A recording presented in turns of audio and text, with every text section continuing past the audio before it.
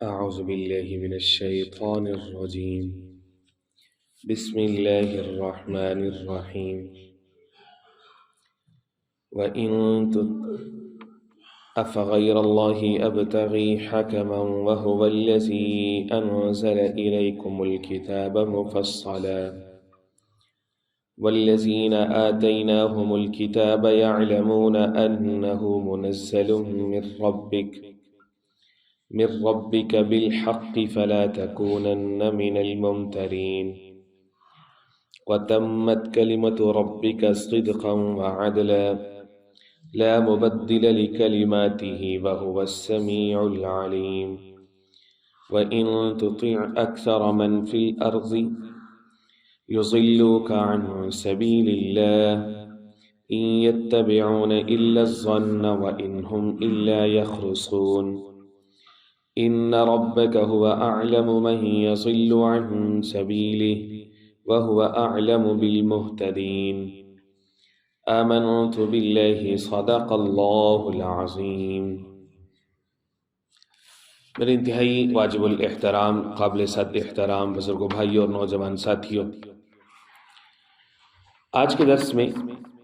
قرآن مجید کتاب حکمت کی سورہ نمبر 6 سورۃ الانعام کی 4 آیات مبارکہ، آیہ نمبر 114، 15، 16 اور 117 یہ شامل ہیں، اور ان آیات مبارکہ کے اندر اللہ جل شانہ نے اپنے لاڈلے حبیب سید المرسلین خاتم المرسلین حضور پاک علیہ الصلوۃ والسلام کو مشرکین مکہ کے ایک مطالبے کے بارے میں کیا جواب دینا چاہیے اس کے بارے میں رہنمائی فرمائی ہے، اور ساتھ ہی ساتھ یہ جو ٹرینڈ چلا ہے اکثریت کا، میجورٹی از دا اتھارٹی، قرآن مجید اس کو کیسے ڈیل کرتا ہے اس کا تذکرہ بھی آج کی ان آیات مبارکہ میں شامل ہے۔ مشرکین آتے تھے حضور پاک علیہ الصلوۃ والسلام کے پاس، مکہ کے بڑے بڑے سردار، کہ جی آپ ہمیں فلاں چیز سے بھی منع کرتے ہیں، فلاں چیز سے بھی منع کرتے ہیں، ہمارے معبودوں کے خلاف بھی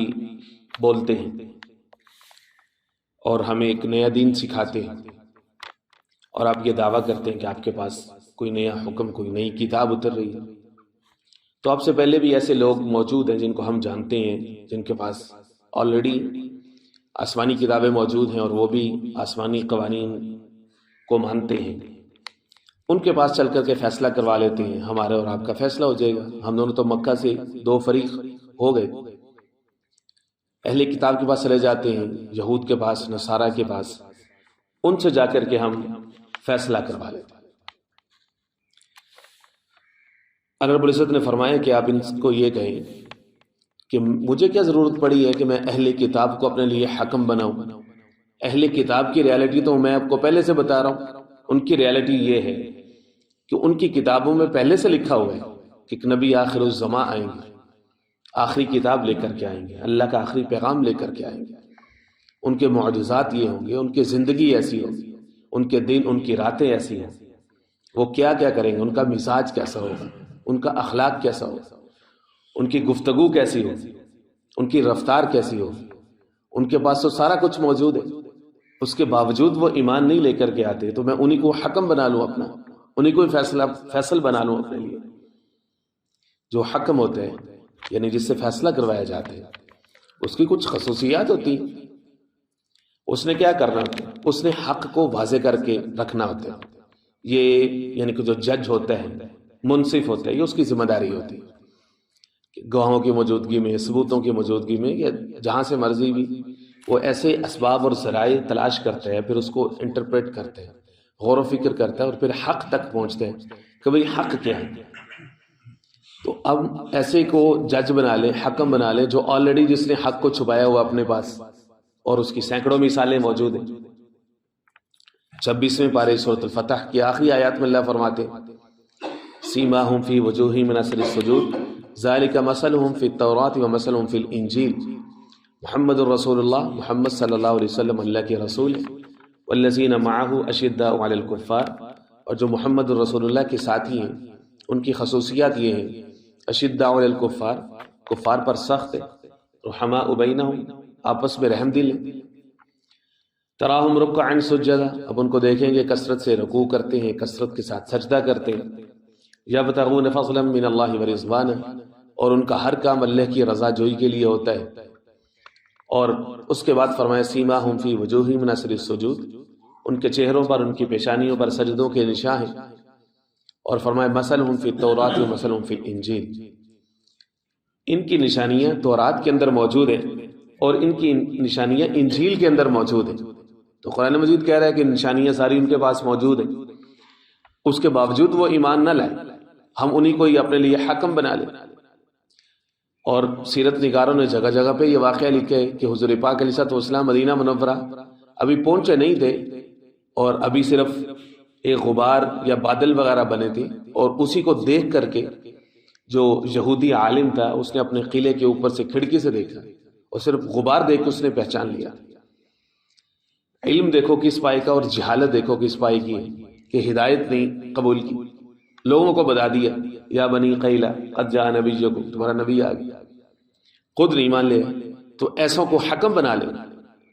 جو منصف ہوتا ہے بھائی اس کی کچھ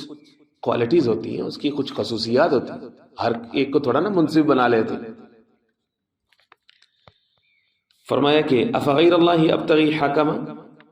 کیا اللہ کے سوا کسی اور کو میں حکم بنا لوں، ابتغی میں تلاش کر لوں، حکمن حکم، حکم کہتے ہیں فیصلہ کرنے والے کو، وَهُوَ الَّذِي أَنزَلَ إِلَيْكُمُ الْكِتَابَ مُفَصَّلًا، فرمایا اور وہ ذات ہے انزل الیکم الکتاب، جس نے اتاری تمہاری طرف کتاب، مفصلہ تفصیل کے ساتھ، یعنی کتاب تفصیل کے ساتھ اتر رہی ہے، قرآن مجید واضح ہے۔ ہمیں یہود و نصارہ سے رہنمائی لینے کی، ان سے جا کر کے اپنے لیے تصدیق کروانے کی ہمیں کیا ضرورت ہے؟ والذین آتیناہم الکتاب، اور وہ لوگ کہ جن کو ہم نے کتاب دی ہے، یہاں سے مراد اہلی کتاب یعنی یہود و نصارہ، یعلمون انہ منزل من ربک بالحق، وہ جانتے ہیں کہ بے شک یہ نازل شدہ ہے تیرے رب کی طرف سے بالحق اور حق کے ساتھ، فلا تکونن من الممترین، آپ ہرگز شک کرنے والوں میں سے نہ ہو جائیں، یعنی قرآن مجید کے اندر شک کرنا یہ ایسے ہی ہے جیسے خدا کی خدائی میں شک کرنا۔ قرآن مجید کا جو آغاز ہوتا ہے وہ اسی بات سے ہوتا ہے، الف لام میم ذالک الکتاب لا ریب فیہ، یہ کتاب ہے اس میں کوئی شک نہیں ہے۔ ریب کا ترجمہ شک سے کیا جاتا ہے، شک بھی عربی زبان کا لفظ ہے، ریب بھی عربی زبان کا لفظ ہے۔ ریب کہتے ہیں شک کی آخری سیڑھی کو، یعنی تھوڑی سی گنجائش بھی نہیں اس میں شک۔ دنیا بھر کا کوئی مصنف، کوئی مؤلف، کوئی محقق کوئی کتاب لکھتا ہے تو وہ شروع میں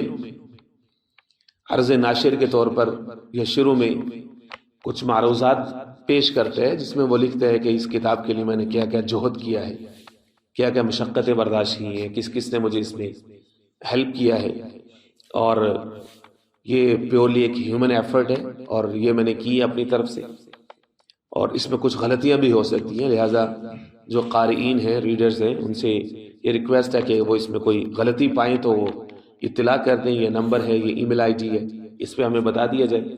تو نیکسٹ ایڈیشن میں ہم اس کو ایڈٹ کر کے غلطیوں کی اصلاح کر کے ہم شائع کریں۔ دنیا بھر کے اندر یہ ایک یونیورسل لا ہے، ایسا ہوتا ہے۔ اگر وہ نہیں لکھتا تو لوگ اس کی کتاب کو پڑھتے ہی نہیں ہیں کہ بھئی تو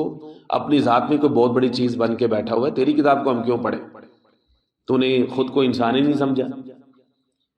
لیکن یہ قرآن مجید کا معاملہ نہیں ہے، دنیا بھر کی ہر کتاب کا یہی معاملہ ہوگا۔ قرآن مجید شروع یہاں سے ہوتے ہیں، سب سے پہلے یہ عقیدہ بنا لا ریب فیہ، اس میں کوئی شک ہے ہی نہیں، اس میں کسی غلطی کی گنجائش ہے ہی نہیں،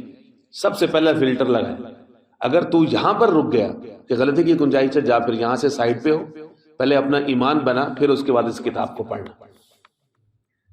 فلا تکونن من الممترین، فرمایا کہ اس میں شک کرنے والوں میں سے مت ہو جانا۔ وتمت کلمۃ ربک صدقا وعدلا، اور فرمایا کہ یہ جو مشرکین مکہ آپ کو دھمکیاں دیتے ہیں اور مخالفین جو آپ کو طعنے دیتے ہیں کہ یہ 4 دن کی بات ہے، فرمایا وتمت کلمۃ ربک صدقا وعدلا، آپ ان کو فرما دیں کہ تیرے رب کے یہ کلمات ہیں، تیرے رب کے یہ احکام ہیں، جو وہ کہتا ہے نا وہ پورے ہو کے رہتے ہیں، صدقا سچائی پر مبنی ہے، وعدلا اور عدل پر مبنی ہے۔ عدل کا مطلب یہ ہے کہ اگر کوئی اپنا بھی زیادتی کرے تو دین اسلام غلط معاملے میں اپنے کو بھی سپورٹ کرنے کی اجازت نہیں دیتا، یہ ہے مقام عدل۔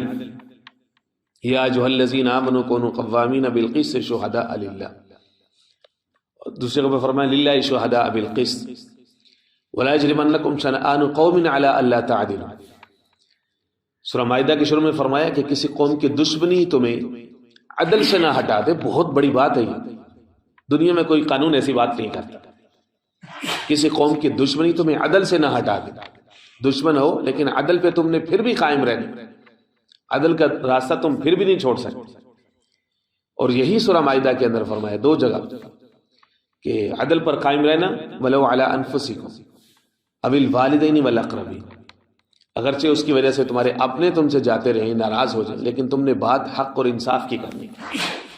یہ کوئی آسان نہیں، یہ دین اسلام ہی کی خوبصورت تعلیمات ہیں، ورنہ ایسا ہوتا نہیں۔ یہاں پر تو انسان کی اپنی ذاتی کئی سارے معاملات ہوتے ہیں، عزیز رشتہ داروں کو بندہ نہیں چھوڑ سکتا، یہ معاملات ہوتے ہیں۔ اور جدید زمانے میں تو نیشنل انٹرسٹ کے نام سے، قومی مفاد کے نام سے ایک بہت بڑا بت ہے جس کی خاطر ہر طرح کا سچ جھوٹ بنایا جا سکتا ہے، ہر طرح کا جھوٹ سچ بنایا جا سکتا ہے، حق کو باطل میں بدلا جا سکتا ہے، باطل کو حق میں، سفید کو سیاہ میں، سیاہ کو سفید میں۔ بس یہ قومی مفاد کا معاملہ ہے، قومی مفاد کا معاملہ ہے، یہ کہہ کر کے چاہے اس کے نتیجے میں دین اسلام کا جتنا مرضی نقصان ہو جائے، امت مسلمہ کا جتنا مرضی نقصان ہو جائے، مسلم کمیونٹی کا جو مرضی نقصان ہو جائے، کوئی فرق نہیں پڑتا۔ لیکن کیا ہے جی، نظریہ ضرورت کے تحت جو مرضی کر دے، فرمایا نہیں، تیرے رب کے جو کلمات ہیں سچائی اور عدل پر مبنی، لا مبدل لکلماتہ، اللہ کے احکام میں کوئی تبدیلی نہیں ہو سکتی، لا مبدل لکلماتہ، اللہ رب العزت کے جو احکام اترتے ہیں ان میں کوئی تبدیلی نہیں ہو سکتی۔ وَهُوَ السَّمِيعُ الْعَلِيمُ، اس کے کلمات میں تبدیلی کیوں نہیں ہوتی؟ کیونکہ وہ سننے والا بھی ہے، جاننے والا بھی ہے۔ دنیا بھر میں حکمران ہوں، لوگ ہوں،